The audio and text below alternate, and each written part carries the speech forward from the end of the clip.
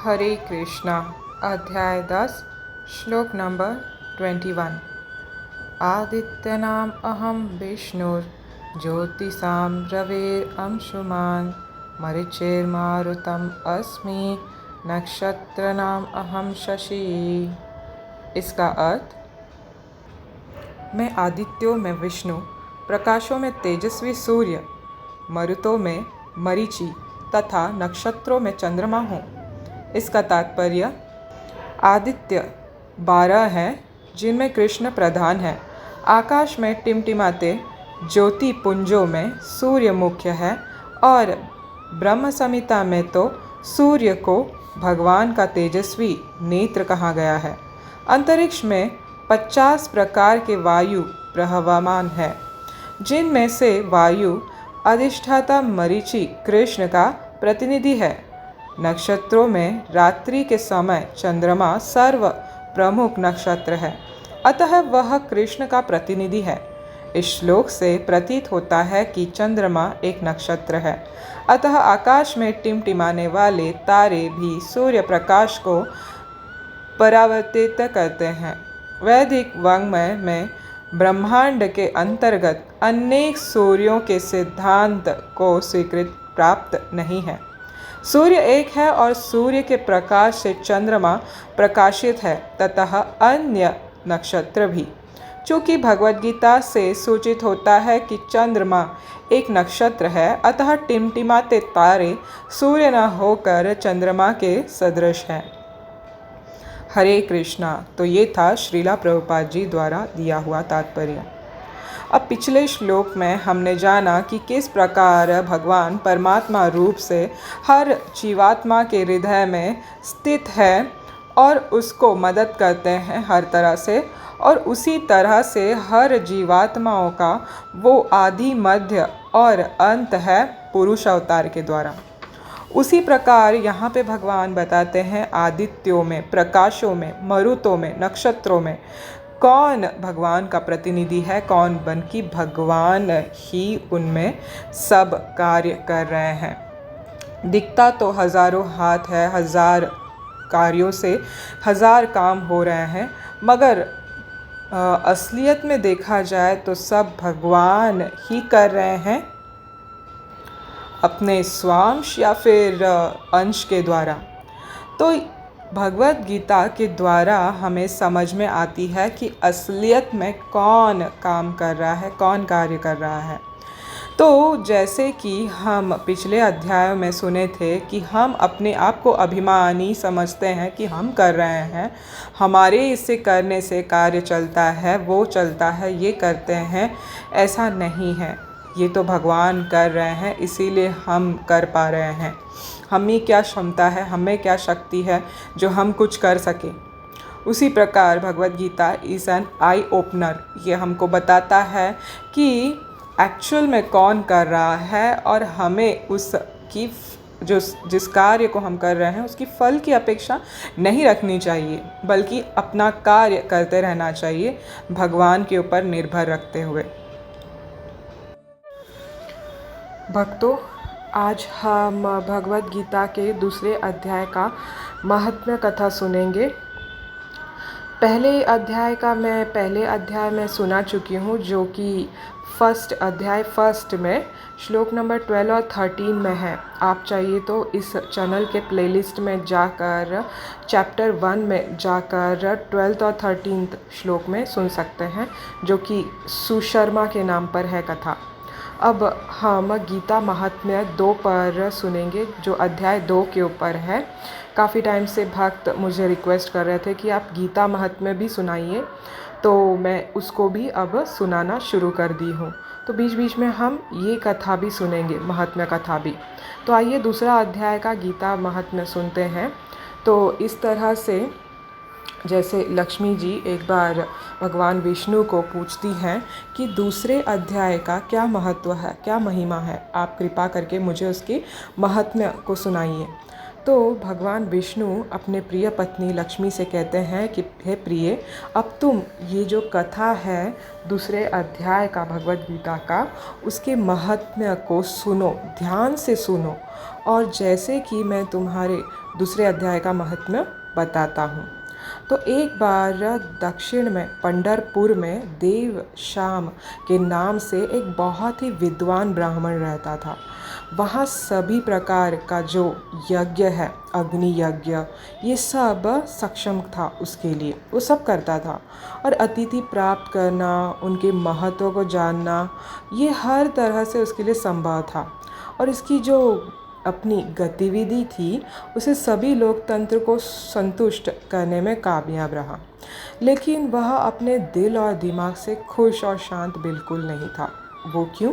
क्योंकि वो परमात्मा के साथ आत्मा के संबंध को ज्ञान प्राप्त करने की इच्छुक था। अब इस इच्छा की वजह से वो कई योगियों और तपस्वियों को आमंत्रित करने लगा, उनकी सेवा करने लगा, उनकी पूजा करने लगा, उनकी संगति लेने लगा और उनसे परम सत्य के बारे में पूछताछ करने लगा। इस परम सत्य को जानने का बस उसके जीवन का लक्ष्य बन गया। इस तरह उन्होंने अपने जीवन के कई साल गुजार दिए। तो अब क्या हुआ, एक दिन जब वह चल रहा था, उसने अपने सामने एक योगी को देखा। उसकी नाक के सिरे पर अपनी आँखों के साथ जो पद्मासन में बैठकर ध्यान कर रहे थे।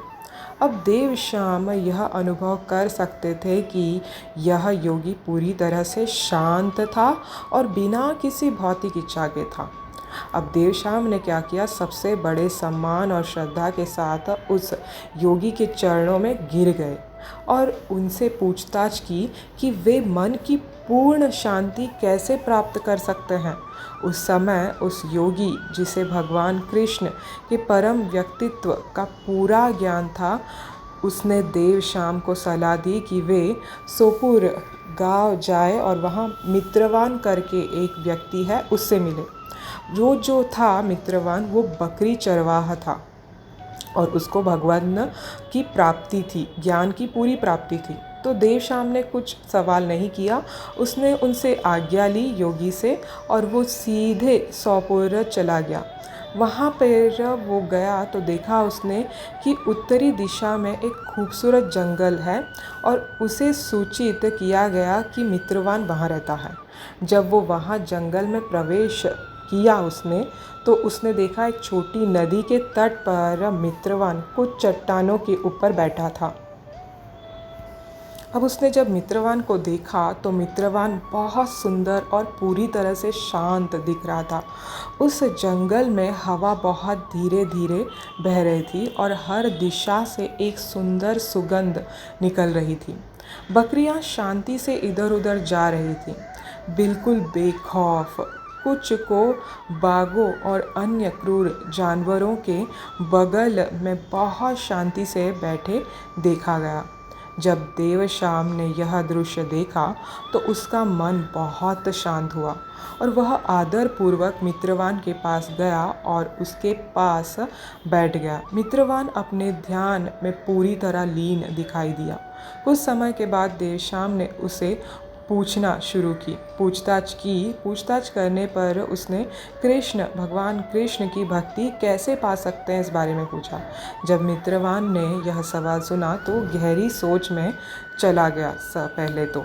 फिर तब उन्होंने उत्तर दिया कि देव श्याम, एक बार बहुत पहले की बात है, जब मैं बकरियों की देखभाल कर रहा था तब एक बहुत क्रूर बाघ का हमला हुआ। उस समय सभी बकरियां खुद को बचाने के लिए इधर उधर भागने लगी। उस बाघ के डर से मैं भी भाग गया। कुछ दूर से मैंने पीछे मुड़कर जब देखा तो इस नदी के तट पर बाघ ने मेरी एक बकरियों का सामना किया। उस समय एक विचित्र अद्भुत बात हुई।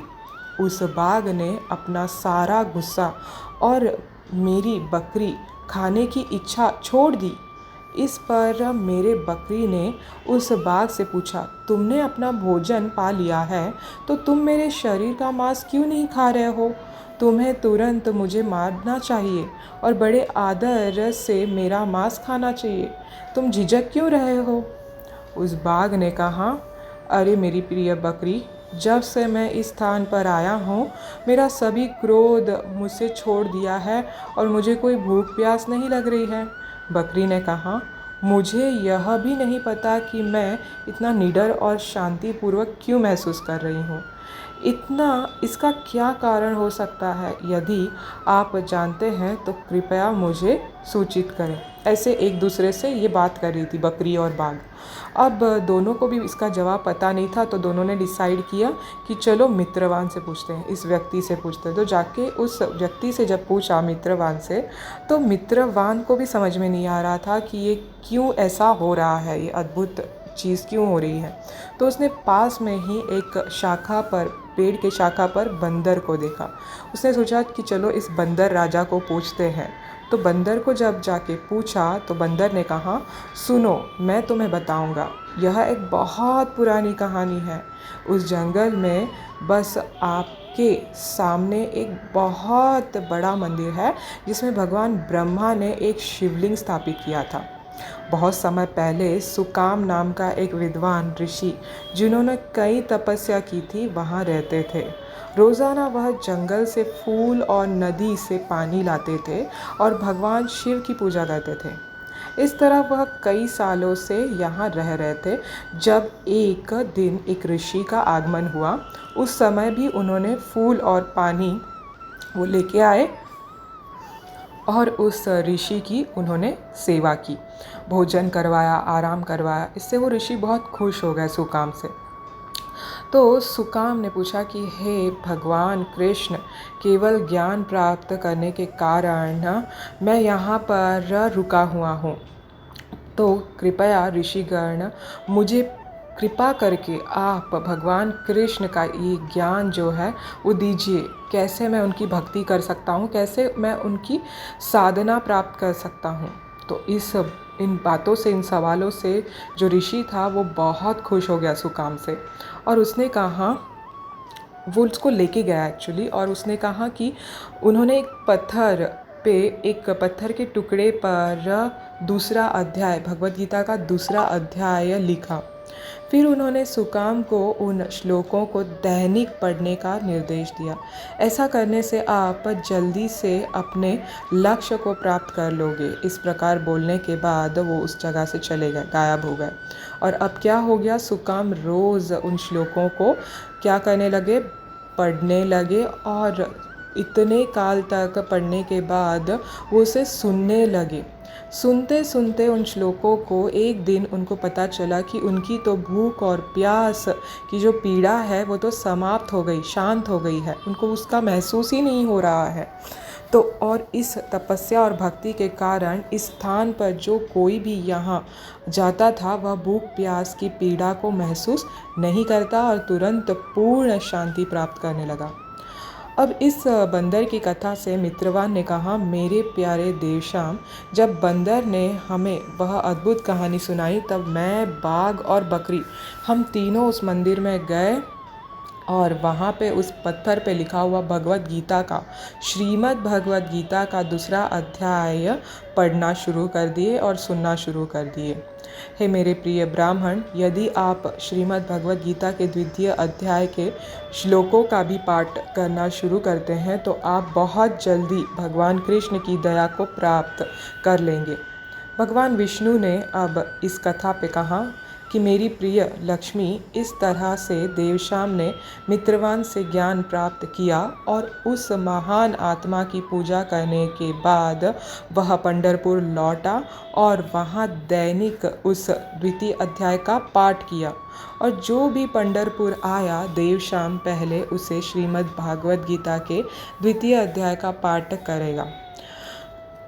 उस तरह से देवश्याम खुद भी भगवद गीता का पाठ करता था और दूसरों से भी भगवद गीता का पाठ करवाता था। इस तरह से वो तुरंत भगवान कृष्ण के चरण कमलों को प्राप्त कर गया। हे मेरी प्रिय लक्ष्मी, ये था श्रीमद् भगवद गीता के द्वितीय अध्याय की महिमा। हरे कृष्णा। तो देखा दोस्तों, भगवद गीता पढ़ने का कितना बड़ा फ़ायदा है। हमें इन फ़ायदाओं को उठाना चाहिए।